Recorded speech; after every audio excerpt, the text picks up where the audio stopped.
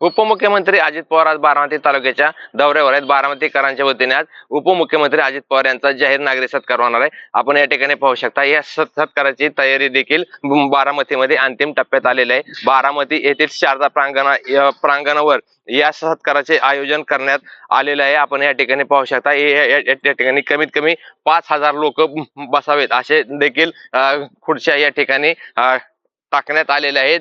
अजित पवार आज सकाळपासूनच बारामती शहराच्या दौऱ्यावर आहेत।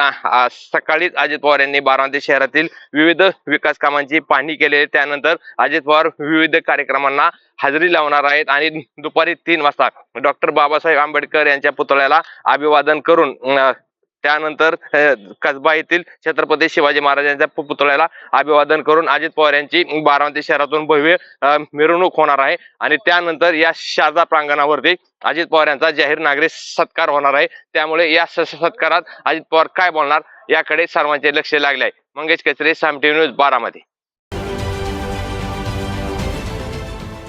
देश विदेशातील प्रत्येक घडामोडींचे लाईव्ह अपडेट मिळवण्यासाठी आता साम टीव्हीच्या सर्व सोशल मीडिया प्लॅटफॉर्मला लाईक, फॉलो आणि सबस्क्राईब करा।